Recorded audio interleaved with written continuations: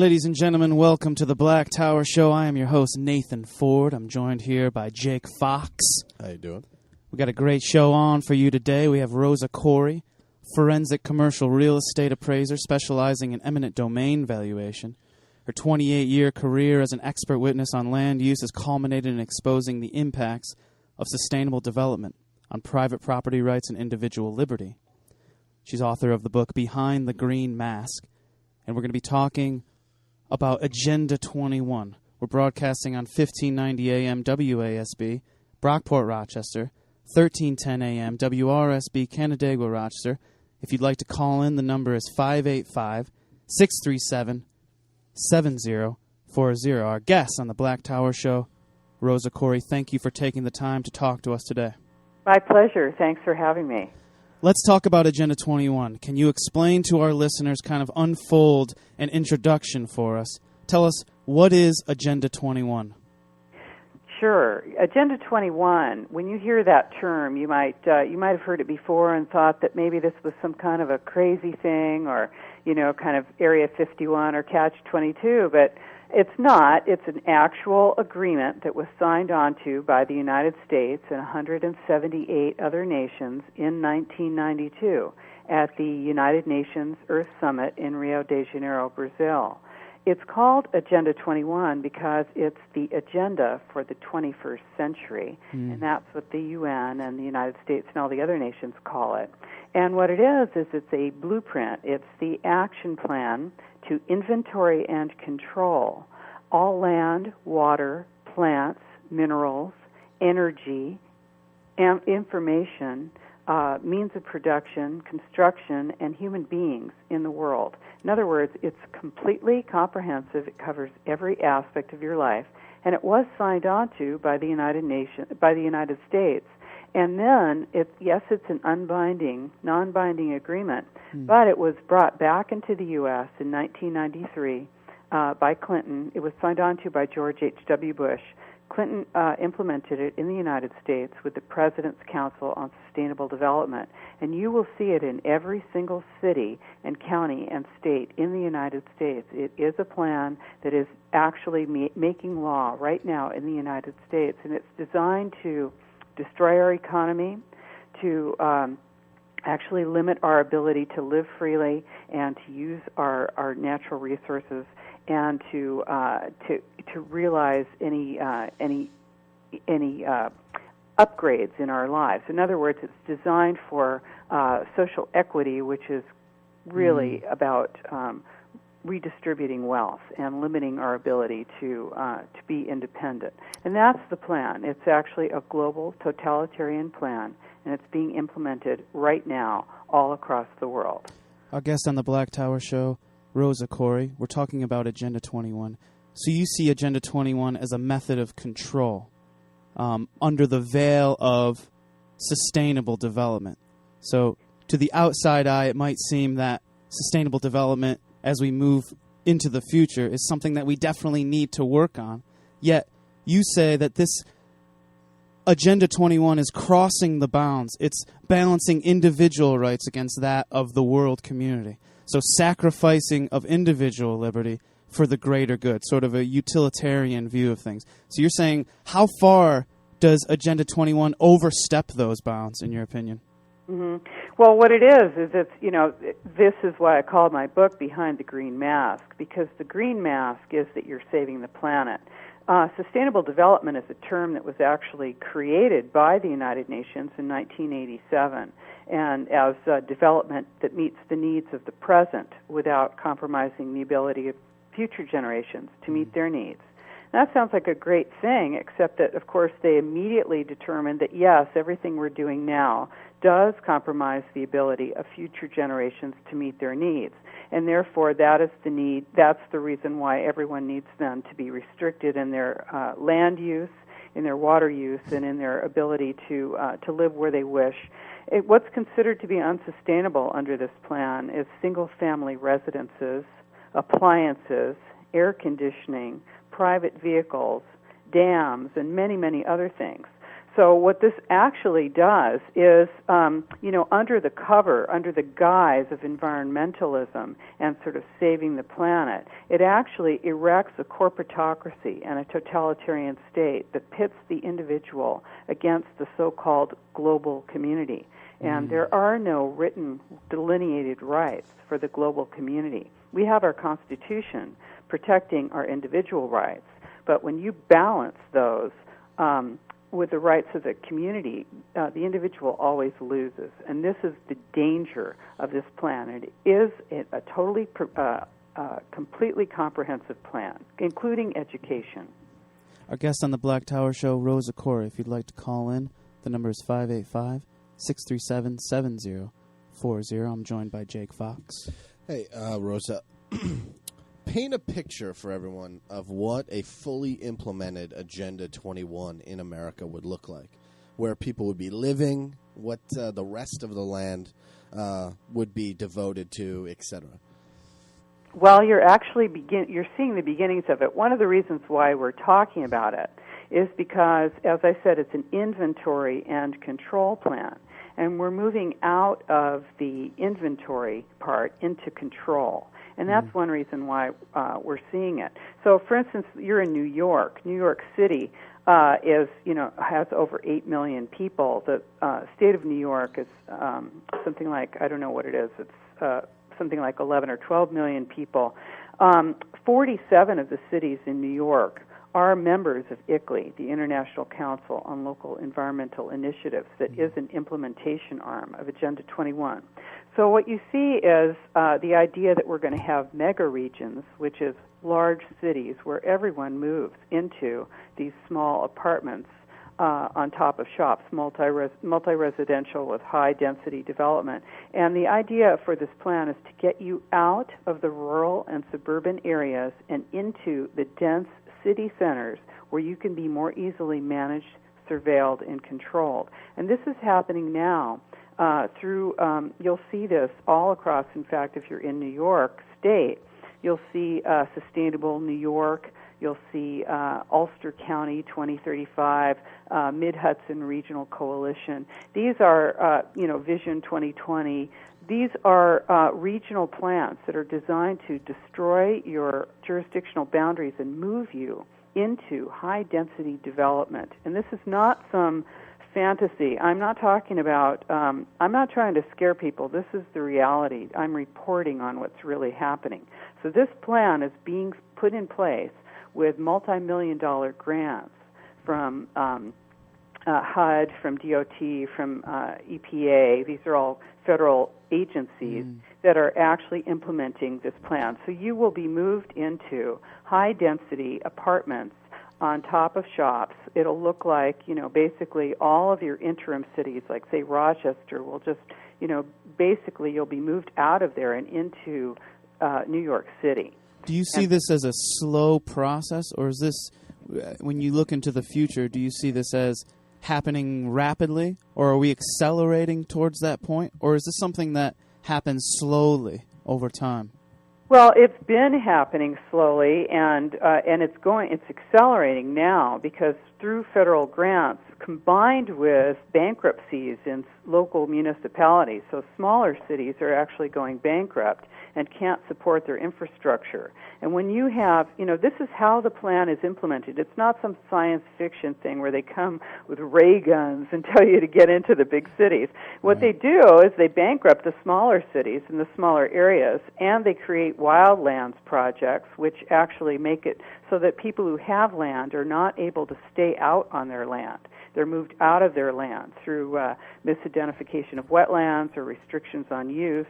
And this is the way it works: road closures in rural areas, and well water metering, destruction of pulverization of rural roads, scenic byways that are created so they restrict your ability to actually work and have industry out in the rural areas.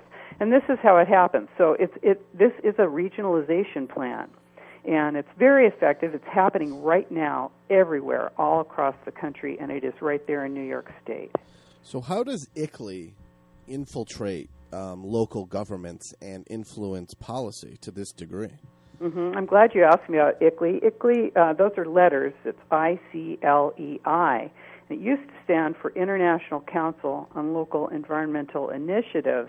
But now, in 2003, they changed their name because they didn't want you to know they were an international organization headquartered in Bonn, Germany. Now they call themselves ICLEI, the letters which stand for nothing, and Local Governments for Sustainability. Rochester, it happens to be a member, and along with 46 other cities in New York, including New York City. The majority of people in New York State are in ICLEI cities.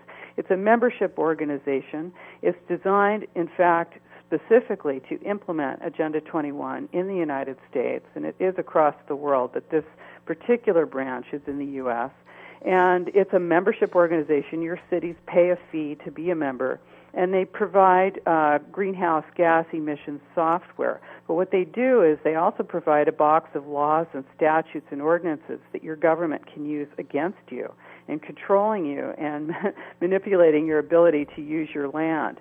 And this is also a water plan. It restricts your, you'll see that your water use is going to be restricted. And this is, in fact, all across the world, you find areas that are totally water-rich, that have tons of, of water, and water is a recharging resource, who are actually being required to limit their use of water.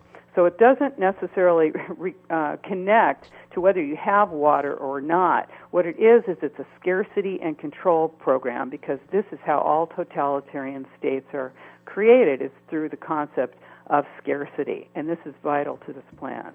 Our guest on the Black Tower Show, Rosa Korie. If you'd like to call in, 585-637-7040. Well, we have an issue up here now. Some of my friends just went down to Albany, and they're fighting. Cuomo is allowing fracking to happen here in different areas in upstate New York. So we have that to look forward to. And it made me think about something that you said during a recent interview about the idea that, in fact, when it comes to the viewpoint of these people that are implementing Agenda 21, that we don't own our own land. So can we talk a little bit about, do we in actuality, in reality, do we own our land that we're on? Mm-hmm. Well, I'll let you be the judge of that when I tell you that, for example, in New York State, 37% of the land is owned by the federal, state, or local government. Now, that means it's owned and controlled by the federal government. Now, the plan is to get people out of the rural and suburban areas, and what that means on the ground is that through restrictions in your ability to use your land, then you will actually be either leaving that area because you'll be forced out because you won't be able to pay your taxes or you won't be able to pay your mortgage. So you'll move out. That means less people out there are able to support the infrastructure, and that means that you'll have more and more cities and counties going bankrupt. But the reality is that if you want to, the idea is that we own our land from the center of the earth all the way up to the sky. But when you find that you're actually being restricted in how you use your land, from farmers not being able to farm, actually, tillage is considered to be unsustainable. So you have to have a seed injection machine, and those are like $250,000. So if you're talking about, do you own your land and water, the answer is no, you do not.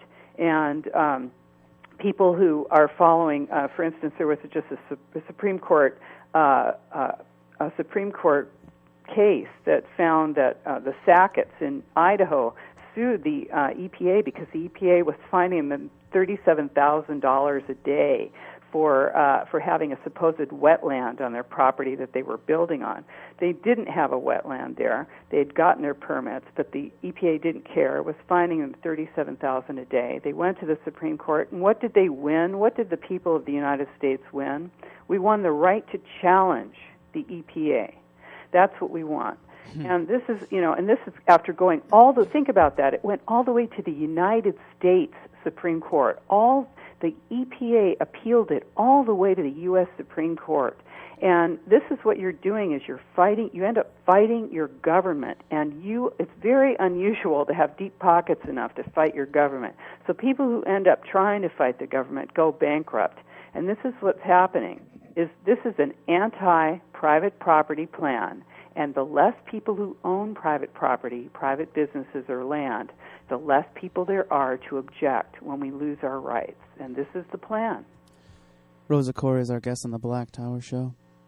She's a forensic commercial real estate appraiser specializing in eminent domain valuation. Her 28-year career as an expert witness on land use has culminated in exposing the impacts of sustainable development on private property rights and individual liberty.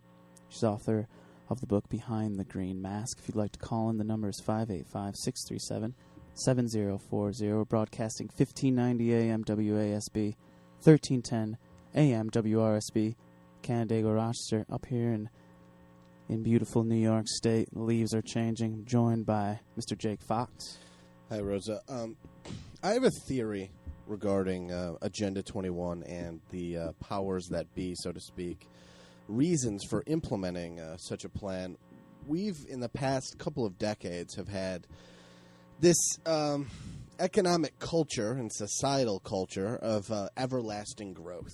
Companies have always have said in recent decades that if you're not growing, you're dying, in referencing your business or their business.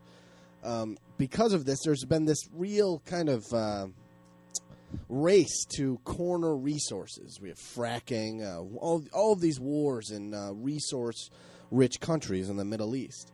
And because of all of this going on, there's been kind of a consciousness awakening of people researching a better way to get resources, to poorer people, a better system of doing things. People are researching people like Nikola Tesla, who had a more efficient and less profitable for companies ways of getting electricity to people, or Buckminster Fuller, who had a great idea for getting electricity to poorer people.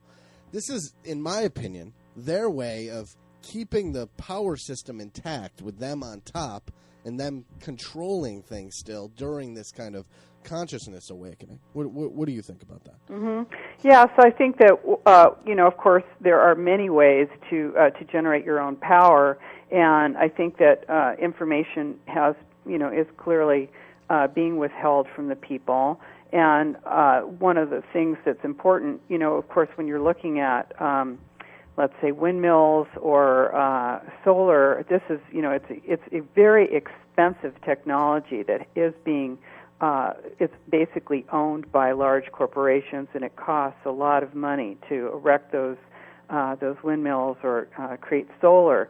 And I think that, of course, there's always been a movement of people back to the land, especially there in upstate New York and, in other states where people want their land. They want to be able to live free and create something through their hard work. This is essential, and this is also what our nation is founded on. This is completely antithetical to United Nations Agenda 21, Sustainable Development, which is really a corporate plan.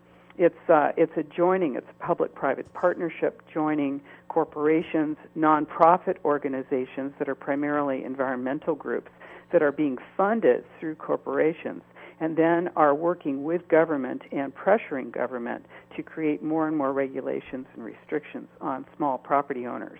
And so really, this is what we're seeing. So this plan is, of course, it's antithetical to the idea that we would be independent.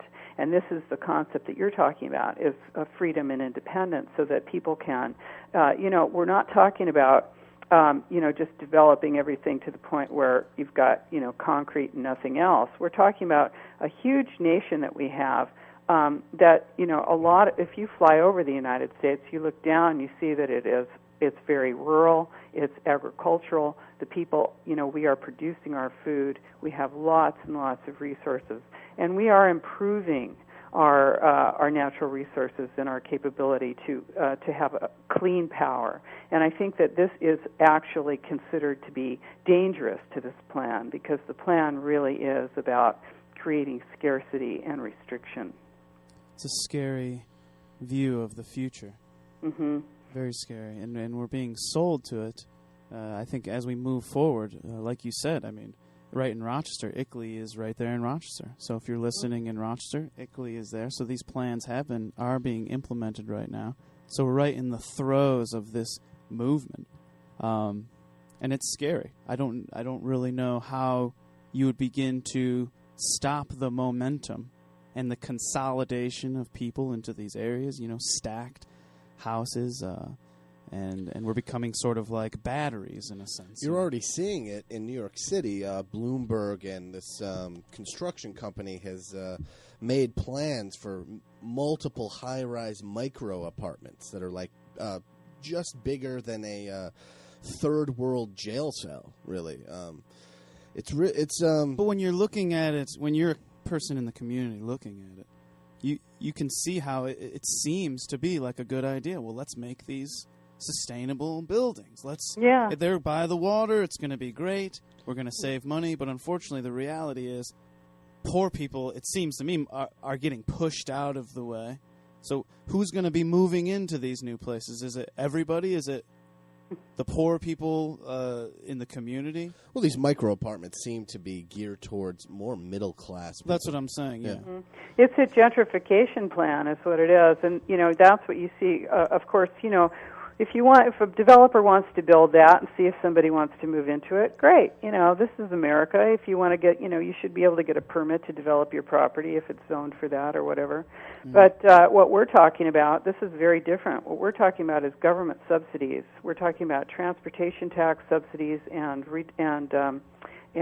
property tax subsidies and other tax subsidies from the federal agencies that were members of the President's Council on Sustainable Development, so EPA, HUD, Department of Energy, et cetera, transportation. They're giving grants and they're actually tax breaks for developers, big, huge developers of these micro units and other units that are supposedly low income. And what this does is it actually completely unlevels the playing field, because these are people who are favored developers who are given this money, our money, to develop something that there's no demand for. And then they glut the market with these low-income units. And this is one of the reasons why so many cities are going bankrupt, because they have to provide the infrastructure for these structures, for these buildings. But a lot of them, the ground floor retail maybe never got built out. It's vacant. The upper floors are mostly vacant. You've got crime. You have,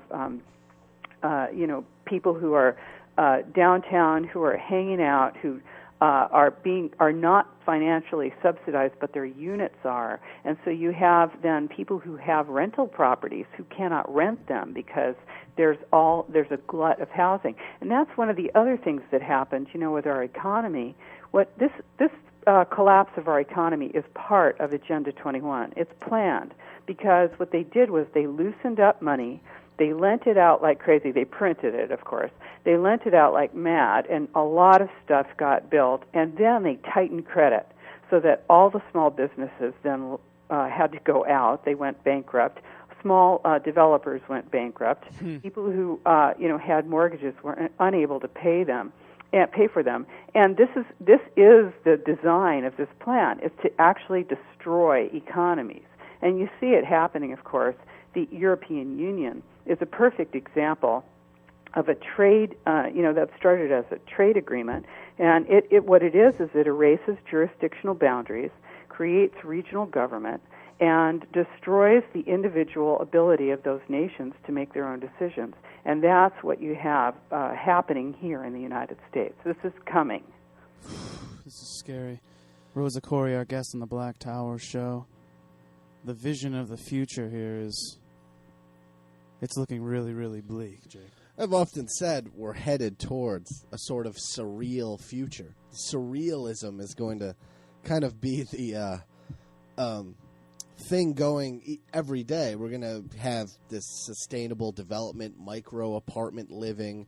The economic markets aren't trustworthy, yet people will still be putting their money in them. We have a broken education system. People will still be sending their children to them. It'll be this surreal time where everything's broken and weird. And you see the decision making going away from the individual person in the community, and the decision-making is now transferred to those at the top. It's going in the exact opposite direction that we need it to go in. I mean, our communities, the decision-making should be on a local level. Everything's being vertically integrated. Right, so well, one thing I want to say about that, and I'm glad that you brought that up, because obviously this is a global plan. It's implemented locally, and what it requires is a full and total revamping of the educational system, because what they have done is they have actually implanted sustainable development principles from pre-kindergarten all the way to postgraduate school. When you see outcome-based education, direct instruction, lifelong learning, these are all plans of United Nations Agenda 21 Sustainable Development, because what they are doing is they are changing. Education is no longer about teaching content. It is about changing attitude. It is about making you think that you are a global citizen. It's not at all about content. That's why people can't read and write, because this is only about behavioral modification. This is what this is. It's like putting rats through a maze. So this is why you have so many people who are buying into this, because they have been trained up. Planners have been trained. So wait, you're saying maybe even I have been indoctrinated so far, probably, even in my education now. So I'm trying to think back to school now, and I'm thinking, was I being taught how to think? Back to your re-education camp. Right, or I was thinking, or was I thinking about how to actually, or how to behave, in the system, right? That's right. Am I meant to be a cog in some great machinery? Yes, and this thing is a tremendous, I call it the biggest public relations scam in the history of the world, because it really is about reframing issues. It's about manipulation, and it's about jargon, because they're telling you you're saving the planet. But I know, and that's what makes it so dangerous, is that this whole thing. I mean, people are going to go through the system, and they're going to be going to school, and they're not even going to know. And that's the thing, is that the people who have created Agenda 21, they're not dumb. The way that they're implementing this is in such a way that it's a complete takeover, and yet the people that are involved in it, the citizens, don't even know that the water is slowly getting hotter and hotter. This is eugenics. It was what it is, really. Oh, wait. Did you Well, listen, let me totally freak everybody out. I mean, since we're going, and I don't want to end this program before we get a chance to tell people that we are kicking this all across the nation and the world. There is a huge worldwide nonpartisan movement to fight this. Right, a lot of people are fighting it, for yes, sure. we're winning, and I want to talk to people about that, but I want to scare you a little bit more first. All right. And I'm not scared. I'm not doing this to fearmonger. I want to be clear. I am reporting on the reality. It's important to know what you're fighting and be clear on it. That's why I wrote my book, Behind the Green Mask, because it's a real short book. It's a quick read, and it really lays it out for you so you know what it looks like locally, because they never call it Agenda 21. And planners will tell you, oh, we had to go and look it up. We didn't know what you guys were talking about. The fact is that a lot of the young planners don't even know, because they've been manipulated and programmed by the American Planning Association, which was a was a partner in creating Agenda 21. So, but I want to tell you that you brought up eugenics, and I want to say that during World War II, one of the big players in Agenda 21 and sustainable development is Siemens Corporation. You'll see them doing light rail. They do solar, and they're in the smart grid, which, by the way, is Agenda 21 as well. And so Siemens Corporation is a German corporation. They were, during World War II, about to go bankrupt prior to Hitler taking power, and he until he gave them slave labor from the concentration camps and got them going again. They are a big partner in Agenda 21 Sustainable Development, and so is IBM, which also partnered with Hitler to create the computers and for Hitler, in order for him to do the censuses and figure out where people were and who they were.